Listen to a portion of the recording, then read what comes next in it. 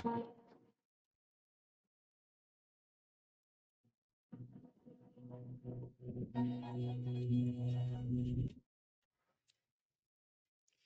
दिवाली दोस्तों।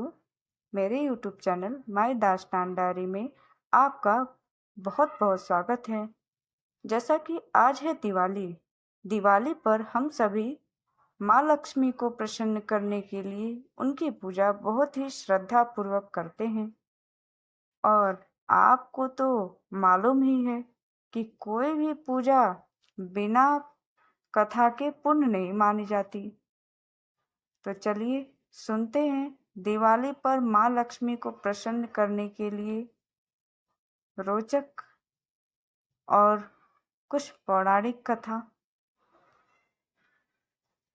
कार्तिक मास के कृष्ण पक्ष की अमावस्या तिथि को दिवाली का पर्व मनाया जाता है और इस दिन माता लक्ष्मी का पूजन किया जाता है।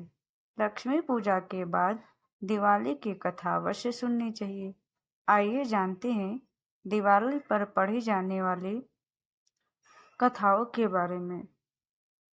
किसी नगर में एक साहूकार रहता था। उसकी एक बेटी थी। वह रोजाना घर के सामने लगे पीपल के पेड़ पर जल चढ़ाती थी। उस पीपल में लक्ष्मी जी का वास था।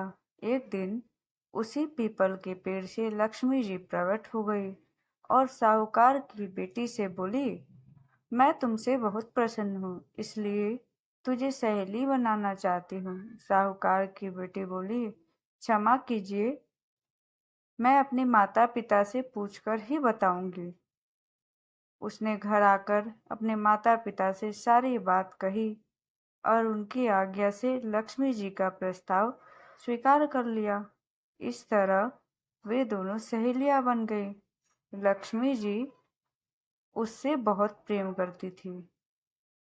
एक दिन लक्ष्मी जी ने उसे भोजन के लिए बुलावा दिया। जब साहूकार की बेटी भोजन करने के लिए पहुंची तो लक्ष्मी जी ने उसे सोने चांदी के बर्तनों में खाना खिलाया, सोने की चौकी पर बिठाया, उसे बहुत कीमती रेशमी कपड़े ओढ़ने पहनने के लिए दिए। इसके बाद लक्ष्मी जी ने कहा कि कुछ दिन बाद मैं तुम्हारे यहाँ आऊंगी। साहूकार की बेटी ने हाँ कर दी और घर चली आई। उसने जब सारी बातें माता पिता को बताई तो वे बहुत खुश हुए, लेकिन बेटी कुछ सोचकर उदास होकर बैठ गई। जब साहूकार ने इसका कारण पूछा तो उसकी बेटी बोली, लक्ष्मी जी का वैभव बहुत बड़ा है, मैं उन्हें कैसे संतुष्ट कर सकती हूँ। यह सुनकर पिता ने कहा कि घर की जमीन को अच्छी तरह लीपना और अपनी पूरी श्रद्धा से रूखा सूखा जैसा भी भोजन बने उसे बहुत प्रेम से लक्ष्मी जी को खिला देना। पिता बात पूरी करने ही वाले थे कि एक चील कहीं से उड़ती हुई आई और बेशकीमती नौलखा हार साहूकार के आंगन में गिराकर चली गई। यह देखकर साहूकार की बेटी बहुत खुश हुई। उसने पिता की बात मानी और घर को सुंदर तरीके से सजाया, जमीन की सफाई लिपाई की।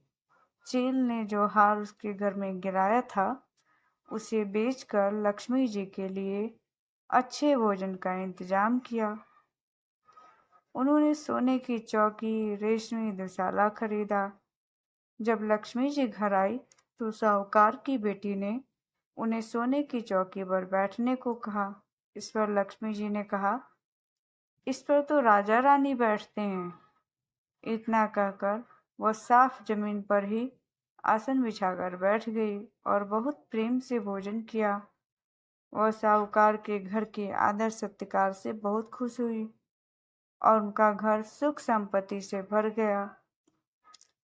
हे लक्ष्मी माता, जिस तरह आपने साहूकार के घर परिवार पर अपनी कृपा बरसाई, उसी तरह सबके घरों को सुख संपत्ति से भर देना।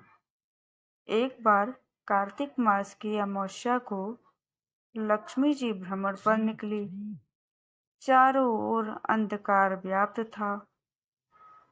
वे रास्ता भूल गई। उन्होंने निश्चय किया कि रात्रि में वे मृत्यु लोक में गुजार लेंगी और सूर्यास्त के पश्चात बैकुंठ धाम लौट जाएंगी।